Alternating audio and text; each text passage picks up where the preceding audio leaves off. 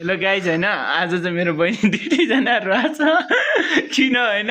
एउटाले फकाउन खोज्छु अर्को रोइरहेको हुन्छ अर्कोलाई फकाउन खोज्छ अर्को रुन्छ यो रोइरहेको छि त्यहाँदेखि यसले चाहिँ के गर्यो भने सानी चाहिँ बाहिर गेटमा गएको थिएँ गेट बाहिर गएको थिएँ अनि उसले गेट बाहिर चुर्कुला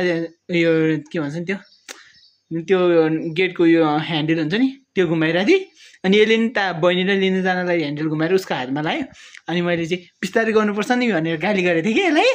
अनि ऊ चाहिँ रोएर पुरा होइन अनि अहिले चाहिँ उसलाई फकाउन खोज्छु होइन अर्को चाहिँ उतापट्टि सुतेछ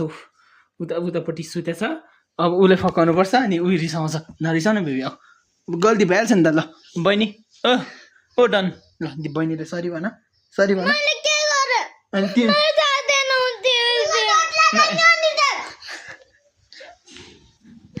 दिदीले के गर्यो भन त दिदीले के गरे अरे दिदीले यस्तो रिसाएर बसेपछि नान्न यो दुइटाले मैले होइन रिसाइ कि तिमी छोड्नु किन यस्तो छ यस्तो रिसाएपछि अब म अर्कोले फकाउन जानु म चाहिँ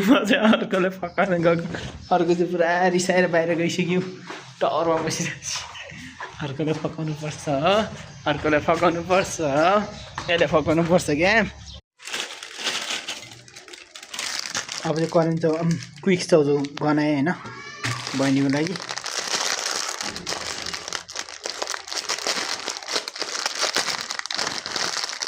मेरो फेरि बनाउने तरिका चाहिँ अलग्गै छ है तपाईँहरूले चाहिँ कसरी बनाउनुहुन्छ होइन म चाहिँ पहिला पानीमा यसरी बोइल गर्छु होइन त्यसपछि बनाउँछु तपाईँहरूले चाहिँ कसरी बनाउनुहुन्छ कृपया कमेन्ट गरिदिनु होला अनि च्यानलमा नयाँ हुनुहुन्छ भने फलो एन्ड सब्सक्राइब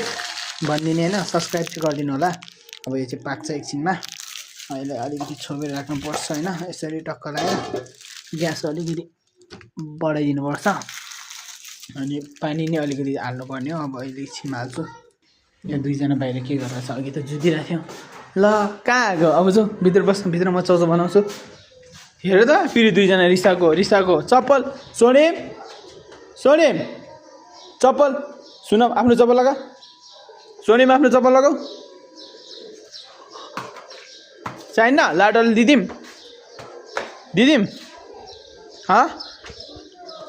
बेबी नरिसाउ न क्या यस्तो गुस्सा नि राम्रो होइन बेबी नरिसाउ न क्या यस्तो गुस्सा नि राम्रो होइन कसलाई सरी भन्नु पर्यो ल भन त तिमीलाई दिदीले सरी भन्नुपर्ने